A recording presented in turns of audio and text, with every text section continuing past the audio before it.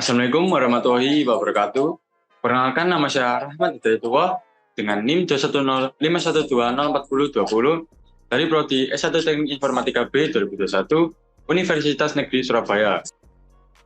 Di sini saya akan menjelaskan final project mata kuliah AI atau kecerdasan buatan yang berjudul menggunakan pola desain strategi untuk hybrid AI decision system.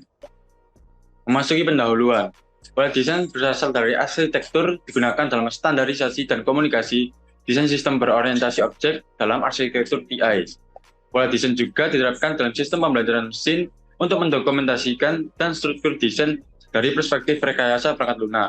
Pola desain visualnya dalam sistem AI hybrid, terutama dalam sistem penghitungan penumpang. Contohnya, pola desain strategi memungkinkan pergantian strategi deteksi objek YOLO V5 dengan deteksi kepala YOLO V5 yang disesuaikan, dikombinasikan dengan strategi pelacakan deep shot yang disesuaikan. Penelitian ini menunjukkan peningkatan akurasi penghitungan penumpang dalam situasi padat. Keputusan simbolis berbasis aturan dialokasikan ke kelas abstrak strategi, sedangkan tugas pembelajaran mesin didelegasikan ke kelas konkret saat runtime. Pola desain strategi yang diterapkan dalam sistem hybrid AI. Dalam menggabungkan simbolik dan subsimbolik di AI hybrid, kami terapkan strategi pola desain di P untuk algoritma yang dapat dipertukarkan. Model pembelajaran mesin dikapsulasi dalam strategi beton untuk perubahan perilaku. Pewarisan atau delegasi digunakan dalam pemrograman objek. Penting mempertimbangkan optimasi dan penggunaan kembali model ML yang telah dilatih. Strategi DP dan strategi beton untuk optimasi sistem penghitungan penumpang. Implementasi sistem penghitungan penumpang Basler mempelajari biaya alternatif penghitungan penumpang di transportasi umum dengan sistem video. Uji coba awal menggunakan video Shenzhen yang lebih mudah daripada Basel. Shenzhen Metro merupakan stasiun jaringan terbesar dan cepat berkembang, mempunyai 5,5 juta penumpang setiap harinya. Mengukur penumpang secara real-time di metro dapat dikatakan sulit karena kepadatannya. Objek terhalang dan terdeteksi salah oleh detektor, menyebabkan keterlambatan dan kesalahan visualisasi dalam pendeteksiannya. Rekayasa awal dan pengujian model pembelajaran mesin. Proyek kolaboratif antara SZTU School of Urban Transportation and Logistics dan VHNB School of Business mengembangkan pendekatan untuk menghitung penumpang. Mereka menggunakan YOLO V5 untuk deteksi dan deep shot untuk pelacakan. Namun, mereka menemukan bahwa YOLO V5 tidak mendeteksi banyak orang, terutama dalam kerumunan. Oleh karena itu, mereka mengadaptasi YOLO V5 atau mentraining datanya yang memfokuskan pada deteksi kepala atau wajah daripada seluruh tubuh. Hasil awal menunjukkan akurasi yang lebih baik dalam penghitungan jumlah penumpang. Dalam proyek ini, sekitar 1.000 sampel video Metro Shenzhen dianalisis. Model YOLO V5 dilatih ulang dan ekstraktor fitur depth shot diadaptasi untuk melacak kepala orang atau wajah orang. 5.000 sampel data tambahan dikumpulkan untuk melatih jaringan Siam. Percobaan dilakukan dengan video Metro Shenzhen, model standar yang diadaptasi dan dievaluasi berdasarkan akurasi penghitungan jumlah penumpang dengan data benar. Hasilnya menunjukkan pengaturan AI yang diadaptasi lebih akurat dengan mean area error-nya 1,7 dibanding standarnya mean area error-nya 6,4. Sistem dapat menghitung dengan akurat dalam situasi pergerakan kompleks dan kerumunan besar. Dapat dilihat di gambar sebelah kanan, perbandingan antara standar setup dan custom setup. Penyusunan pengaturan meningkatkan deteksi jalur secara signifikan, dari 6-10 jalur ke 80 jalur per frame. Versi adaptasi memiliki masalah identifikasi objek latar belakang dengan kerapatan piksel yang kecil. Solusinya adalah mengecilkan area tersebut hanya terletak pada objek dekat garis perhitungan. Dalam pengembangan perangkat lunak, kode perlu direfaktor untuk meningkatkan desain sistem dan tanggung jawab kelas. Strategi DP digunakan untuk fleksibilitas dalam perbandingan penghitungan penumpang. Kelas konteks menghitung nilai orang melintasi garis. Strategi terpisah digunakan untuk deteksi dan pelacakan dalam versi standar dan disesuaikan. Kemudian kelas abstract detection strategi dan tracking strategi menyediakan antarmuka dengan konteks model keputusan dan notasi DMN, kompilasi keputusan strategi implementasi oleh sistem konteks dan bisnis konteks.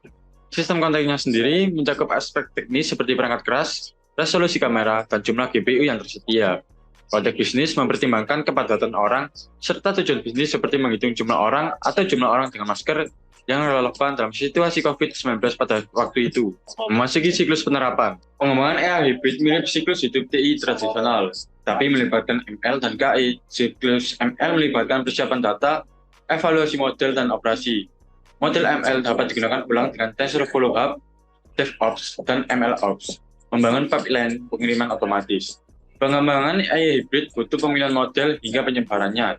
Di Metro Shenzhen, model YoloBPF dan DeepShot ditingkatkan dengan strategi DB untuk deteksi penumpang. Tabel keputusan digunakan untuk strategi deteksi berdasarkan parameter konteks.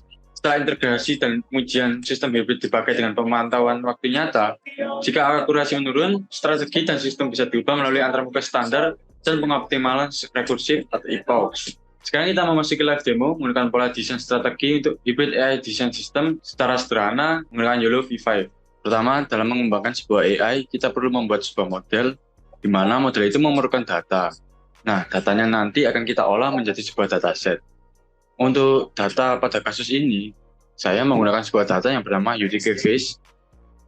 Sebuah data yang berisikan kurang lebih dari 20.000 gambar wajah, memiliki anotasi umur, gender, dan etnis. Namun anotasinya tersebut dalam bentuk nama filenya. Tujuan dari jurnal yang kita kutip adalah mendeteksi sebuah wajah. Jadi dari data ini saya download, kemudian jika sudah di-download, saya akan memberikan sebuah labeling atau anotasi menggunakan sebuah website yang bernama RoboFlow. Nah, pada kasus pemrograman ini, RoboFlow ini berguna untuk melabeli wajahnya sebagaimana yang dijelaskan pada jurnalnya. Nah, di sini saya sudah mengupload sekitar 9.000-an, yang sudah saya labeli adalah 1.397, yang belum adalah 8.000. Kenapa saya tidak melabeli semua? Dikarenakan alasan waktu. Maka kita tinggal generate atau mengekspornya. Cara untuk mengenerate-nya, kita pergi ke tab generate, kemudian kita continue dengan settingan standar atau bawaannya.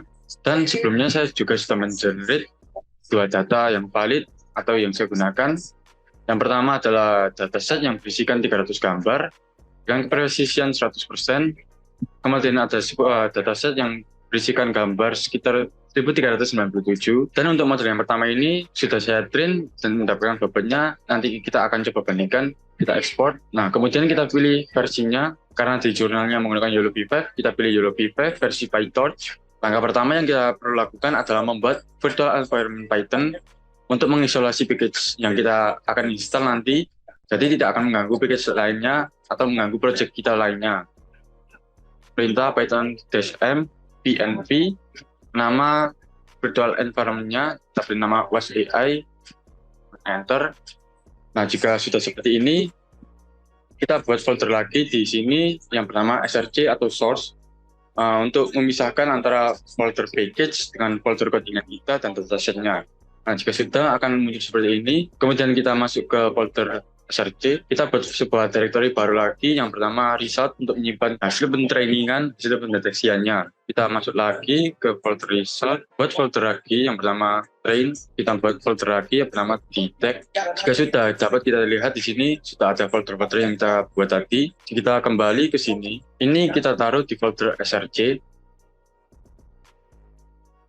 Kemudian kita membuat sebuah file codingan Python. Di sini saya menggunakan IPYNB atau Jupyter Notebook. Hal yang pertama kita perlu lakukan adalah penginstalasian package yang kita perlukan. Ini adalah fundamental package untuk menjalankan YOLO V5. Nah, yang saya komen ini merupakan device yang menggunakan CPU saja. Kemudian yang saya komen NVIDIA GPU. Ini untuk device atau laptop yang berbasis GPU NVIDIA. Pastikan ini virtual environment-nya terdeteksi. Sudah benar namanya, oke. Kemudian kita run. Proses ini biasanya memakan waktu yang lama dikarenakan ada beberapa package yang sangat besar, terutama di Torch dengan menggunakan CUDA sekitar 2 GB. Selanjutnya, jika sudah ada checklist hijau seperti ada di sebelah sini, sukses, maka semua package yang kita perlukan sudah terinstall. Kita langsung saja mencoba dengan cara mengimport package Torch terlebih dahulu. Torch, kemudian import CV2 untuk memuat background-nya nanti. Dan model, kita load pre-train data model dari YOLO V5-nya, kita coba running.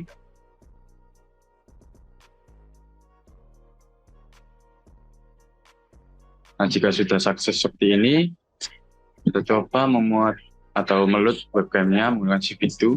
Kodenya kurang lebih seperti ini. Yang pertama, meload webcam, ngeset width height untuk yang ditampilkan pada window-nya nanti. Kemudian setelah itu membaca setiap frame dari setiap video, di mana satu video itu berisi 24 frame atau 24 gambar. Kemudian jika yang terdeteksi namanya orang, maka akan kita berikan bounding box atau kotaan ntar di sini. Kemudian dihitung ada beberapa orang yang terdeteksi, kita coba running saja biar tahu bagaimana. Nah, ini dari webcam HA-nya mendeteksi sebuah objek berupa orang, yaitu saya sendiri. Nah, nantinya kita akan mentuning datasetnya sehingga mendeteksi hanya wajah daerah sini. Oke, langsung saja kita coba mendeteksi gambar apa saja yang dideteksi.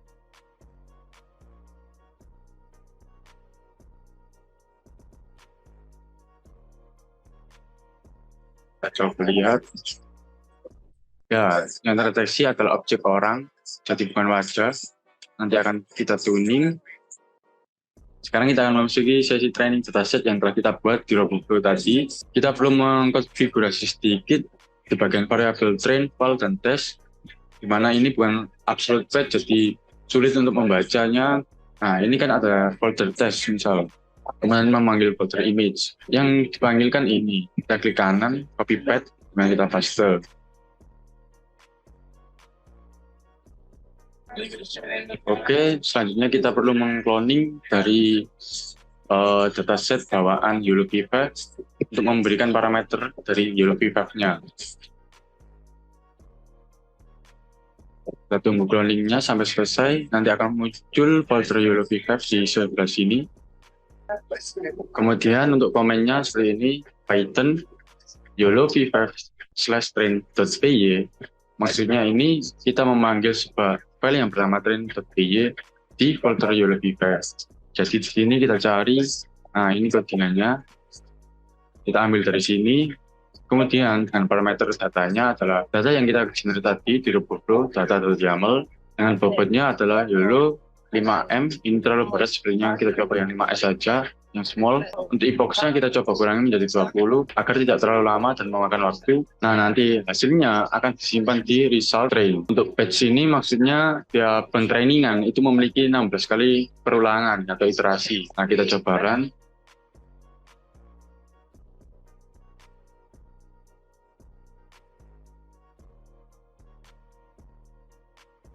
Sekarang dapat kita lihat bahwasannya proses mentrainingan datanya menggunakan dataset yang kita generate dari RoboFlow sudah selesai. Lokasi penyimpanannya terdapat di result ini, kemudian train exv2. Pertama kita lihat summary-nya menggunakan filtering gambarnya menggunakan convolution C3, kemudian concat, upsampling, SPPF, kemudian dengan parameter totalnya sekitar 7 jutaan. Lalu untuk kepresisiannya mendapatkan nilai 0,69 atau 69%. Bagus, dapat dikatakan bagus. Sekarang kita akan mencoba menggunakan model yang telah kita latih tadi, menggunakan variabel yang lama, model. Nah, ini torch hub load, ini harus ganti custom kan bawaannya itu YOLO-V5. Kemudian path atau lokasinya berada di result train. Kemudian ini kurang EX2 dan Wix. Kita pakai yang SPT karena yang terakhir belum tentu bagus, jadi kita gunakan yang base saja. Dapat dilihat terdeteksi sekitar 3 wajah. Sepertinya ini tidak bisa di-load karena akan bertabrakan dengan zoom-nya. Jadi kita matikan dulu, terang. Nah, muncul OpenCV, dapat dilihat, dapat mendeteksi wajah berbeda dengan yang awal, mendeteksi objek orang semuanya. Nah, sekarang kita akan bandingkan model yang telah saya latih yang menggunakan 300 gambar.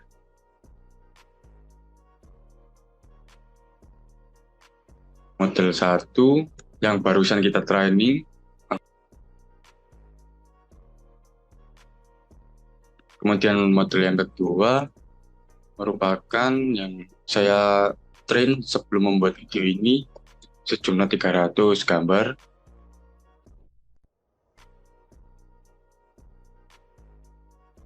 Nah, dapat dilihat yang pertama kan gambar dari model yang kita latih barusan, expert 2, dan gambar kedua adalah yang saya latih sebelumnya, 300 gambar. Terdapat perbedaan di pendeteksiannya.